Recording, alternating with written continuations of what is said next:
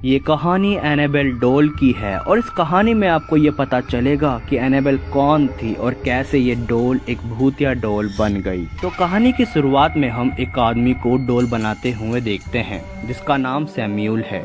ये अपना काम कर ही रहे थे, लेकिन तभी उन्हें दरवाजे के नीचे एक चिट आती हुई दिखती है। सैम्यूल इस चिट को देखते हैं जिस पे लिखा होता है फाइंड मी, मतलब मुझे ढूंढो।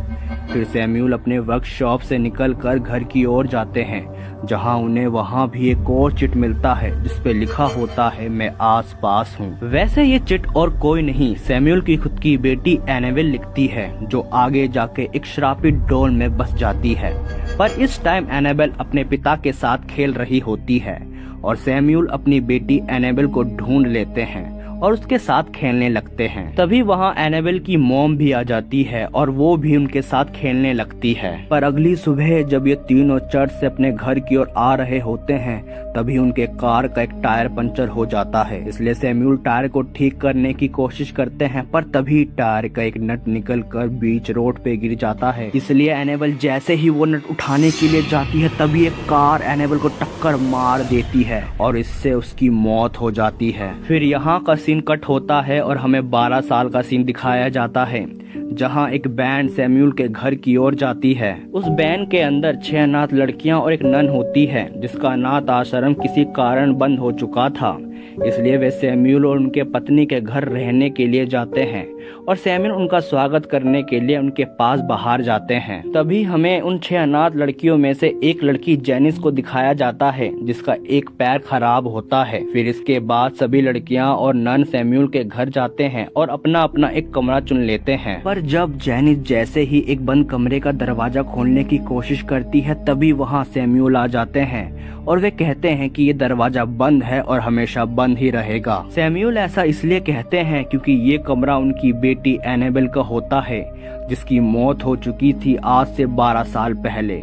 इसलिए किसी को भी इसके अंदर जाने की इजाजत नहीं है। इसलिए जेनिस अब दूसरे कमरे में चली जाती है, जहां उसकी दोस्त लिंडा भी होती है और ये दोनों इसी कमरे में रहने का फैसला करते हैं। और इसके थोड़ी देर बाद सभी लड़कियां खेलने के लिए बाहर चली जाती है, पर जेनिस नहीं जा पाती क्योंकि उसका एक पैर खराब होता है। इसलिए वे कमरे में ही रुक जाती है और खिड़की से बाहर उनको खेलते हुए देखती है। पर तभी एक काली परछाई जो जेनिस के पीछे होती है, जो उसकी ओर ही बढ़ रही थी। यह एहसास जेनिस को भी होता है, इसलिए वह पीछे मुड़कर देखती है, पर पीछे कोई नहीं होता। वो काली परछाई एकदम गायब हो जाती है और उसके बाद रात को सभी लड़कियां अपने कमरे में सोने के लिए चली जाती है, लेकिन जेनिस को नींद नहीं आती। तभी जेनिस देखती है कि उसके दरवाजे के नीचे एक चिट आती है। जब वो उस चिट को खोलती है तो उसमें लिखा होता है फाइंड मी, मतलब मुझे ढूंढो। हाँ, ये वही गेम है जो आज से 12 साल पहले एनाबेल अपने पिता के साथ खेला करती थी।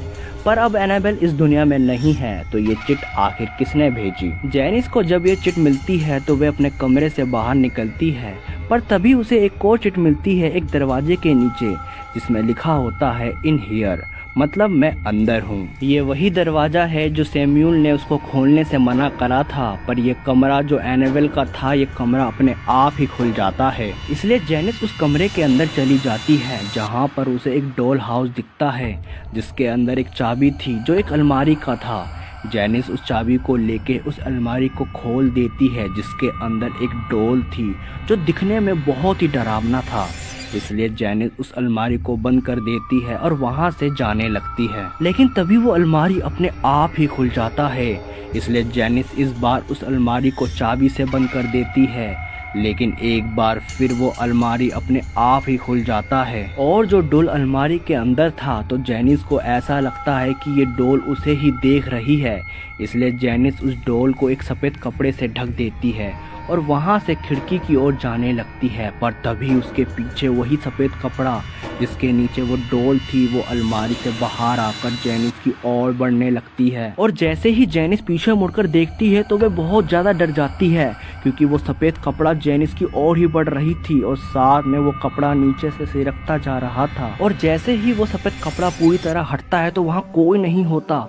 जेनिस भागकर अपने कमरे में चली जाती है। वे बहुत ज़्यादा डर चुकी थी, इसलिए उसे कुछ भी समझ नहीं आता। पर अगले ही दिन वो नन के सामने अपनी गलती को बताती है जो उसने कल रात उस कमरे में जाकर किया, और वो सब भी बताती है जो उसके साथ हुआ था। नन उसकी बात पर यकीन नहीं करते। नन को ऐसा लगता है कि जेनिस बचने के लिए बहाने बना रही है, लेकिन इस घटना के बाद उस घर में अब बहुत ज्यादा अजीब चीजें होना शुरू हो जाती है, क्योंकि रात को ही जब दो लड़कियां चादर के अंदर खेल रही थी तो उन्हें ऐसा लगता है कि सैमुअल की पत्नी उनकी ओर ही बढ़ रही है। इस बात से ये दोनों लड़कियां बुरी तरह डर जाती है, पर अगले ही पल उनको एक डरावना चेहरा दिखता है, जिस कारण वे बहुत तेज चिल्लाने लगती है। उनके चिल्लाने की आवाज से सभी लड़कियां और सैमुअल उनके कमरे में आ जाते हैं और वो दोनों लड़कियां उनको बताते हैं कि हमने सैमुअल की पत्नी को यहाँ देखा था। पर सैमुअल उनको बताते हैं कि ऐसा नहीं हो सकता, क्योंकि कई सालों से उनकी पत्नी चल भी नहीं सकती, इसलिए वे अपने कमरे के बिस्तर में पड़ी रहती है। ये दोनों भी यही सोचते हैं कि शायद ये हमारा एक वहम है। और अगले सीन में हम देखते हैं कि जेनिस को दीवार पे एक फोटो दिखता है। ये सैमुअल की बेटी एनाबेल का था और उस फोटो में वही डॉल भी थी जो परसों रात जेनिस ने अलमारी के अंदर देखा था। जब जेनिस उस फोटो को अंधेरे में देखती है तो उस डॉल की आंखें चमकती हुई दिखाई देती है। तभी जेनिस को एक म्यूजिक सुनाई देता है। ये म्यूजिक एनाबेल के कमरे से आ रही थी, इसलिए जेनिस एक बार फिर उस कमरे के अंदर चली जाती है और उस म्यूजिक को बंद कर देती है। पर तभी उसके बाद वे देखती है कि उसके सामने एक लड़की खड़ी है। ये लड़की और कोई नहीं सैमुअल की बेटी एनाबेल की आत्मा थी, जो आज से 12 साल पहले ही मर चुकी थी। जेनिस उसे हाय कहती है, लेकिन वो आत्मा बिना कुछ बोले ही खिड़की के पार चली जाती है। फिर वो आत्मा जेनिस को कहने लगती है कि क्या तुम मेरी मदद करोगी। जेनिस उससे पूछती है कि कैसी मदद और तुम्हें मुझसे क्या चाहिए। तभी एनाबेल पीछे मुड़ती है और उससे कहती है तुम्हारी रूह। कसम से इसका चेहरा इतना खतरनाक और भयानक होता है कि जेनिस भी इसे देख के बहुत ज्यादा डर जाती है और उस कमरे से जैसे तैसे बाहर निकलती है। लेकिन जैसे ही वे अपने कमरे की ओर बढ़ती है तभी उसके कमरे का दरवाजा अपने आप ही बंद हो जाता है। जेनिस सभी को आवाज भी लगाती है, पर उसकी आवाज कोई भी नहीं सुन पाता और अगले ही पल वो आत्मा जेनिस को पहली मंजिल से नीचे फेंक देती है, जिससे वे बुरी तरह घायल हो जाती है। और अगली सुबह हम देखते हैं कि जेनिस का दूसरा पैर भी टूट जाता है। वो एक व्हील चेयर पर बैठी हुई है।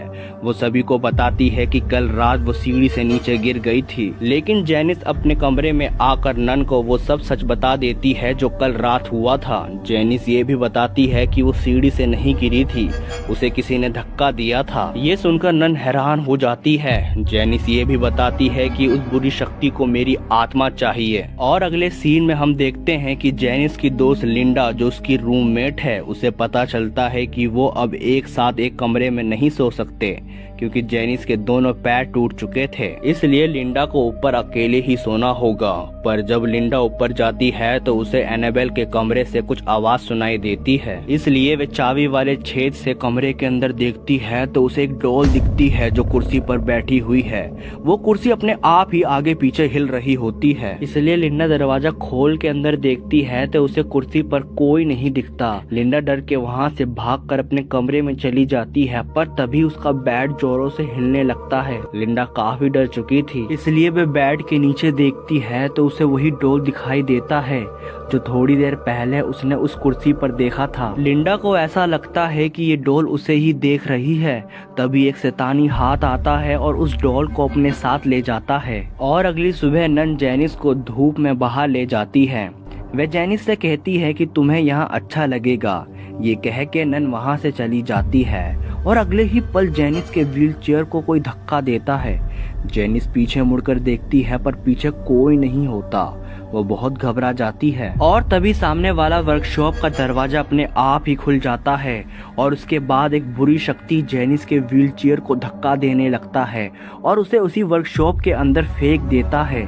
वहाँ एक लकड़ी का प्लेटफॉर्म होता है जिसके नीचे जेनिस छिप जाती है, लेकिन अगले ही पल वे देखती है कि वहाँ फिर से एनाबेल की आत्मा जेनिस की ओर आने लगती है और वो आत्मा जेनिस के ऊपर अपने मुंह से खून जैसी उल्टी जेनिस के मुंह में डाल देती है। जेनिस जोर से चिल्लाती है और उसकी आवाज सुन के सब उधर आ जाते हैं। पर वहाँ आने के बाद सब देखते हैं कि जेनिस व्हील चेयर पर बैठी हुई है और उसके चेहरे पर कोई डर भी नहीं होता, जैसे कि कुछ हुआ ही ना हो। ऐसा इसलिए क्योंकि अब एनाबेल की आत्मा जेनिस के शरीर पर कब्जा कर लेती है। और वही दूसरी तरफ जेनिस की दोस्त लिंडा को दिखाया जाता है जो बहुत परेशान होती है कल वाली बात से। तभी सैमुअल उसे परेशान देख के लिंडा के पास जाता है और लिंडा सैमुअल को कहती देती है। जेनिस को आपकी बेटी एनाबेल दिखती है। वह उस कमरे में भी गई थी जहां उसे उस अलमारी के अंदर वो डोल भी मिली। ये सुन के सैमुअल एकदम हैरान हो जाता है और गुस्से से कहता है, मैंने मना करा था उसे उस कमरे में जाने के लिए। ये कह के सैमुअल घर के अंदर जाता है जहां उसे वही डोल कुर्सी पर बैठी हुई दिखती है और उसे टेबल पर एक चिट भी मिलती है जिसमें लिखा था फाउंड मी,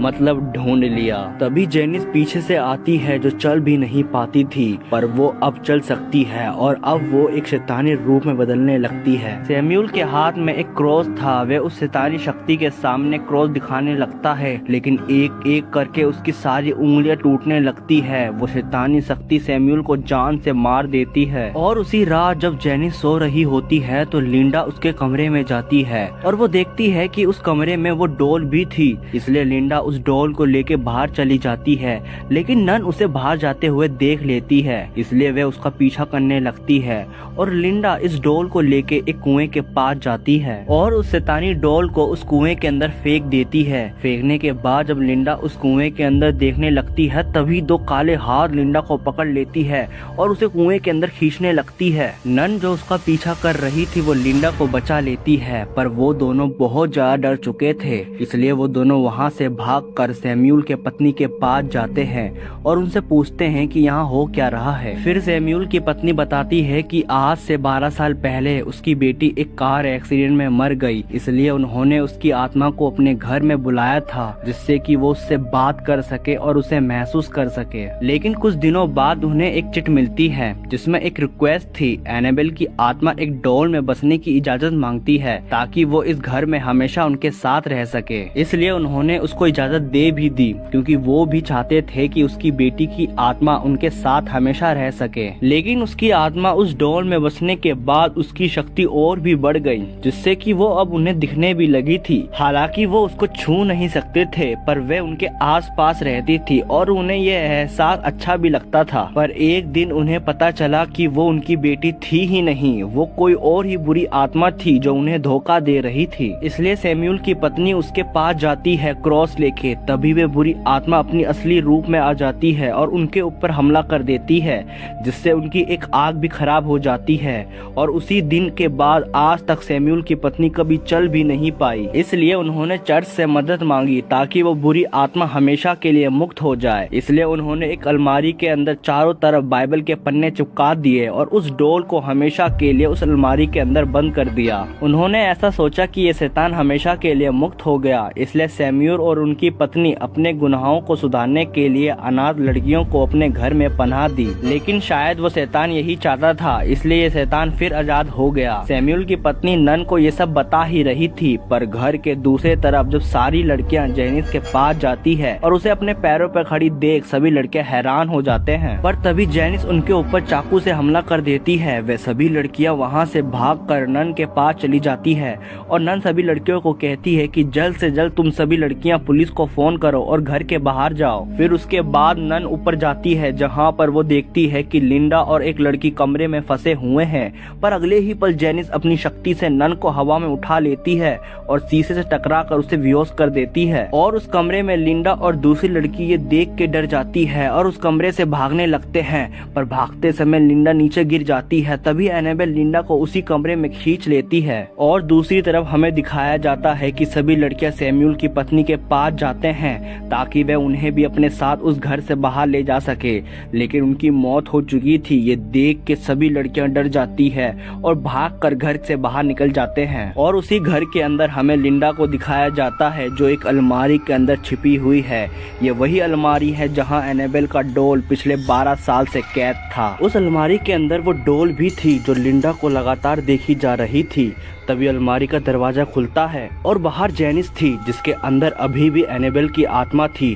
वो लिंडा को पकड़ लेती है। वे जैसे ही उसे मारने वाली थी उससे पहले ही नन वहां आ जाती है, इसलिए जेनिस नन के ऊपर भी हमला करने लगती है। पर उससे पहले ही नन जेनिस के गले में क्रॉस वाला लॉकेट पहना देती है, जिसकी वजह से जेनिस तड़पने लगी। नन ने जेनिस को अलमारी के अंदर ही धक्का दे दिया और उस अलमारी को बंद कर दिया और फौरन ही वो दोनों उस घर से बाहर निकल जाते हैं। पर घर के अंदर काफी हलचल होने लगती है और उस घर में जितने भी लाइट थे वो एक एक करके सब फट जाते हैं और उसके बाद सब कुछ शांत हो जाता है। तभी पुलिस भी वहां पहुंच जाती है। वो उस अलमारी को भी खोलते हैं जहां नन ने जेनिस को बंद कर दिया था, लेकिन उस अलमारी के अंदर जेनिस नहीं होती। वो वहां से भाग चुकी थी, पर वो डॉल अभी भी उस अलमारी के अंदर ही था। और अगली सुबह चर्च से फादर वहां जाते हैं और उन सब को बताते हैं कि इस घर में अब सब कुछ ठीक है।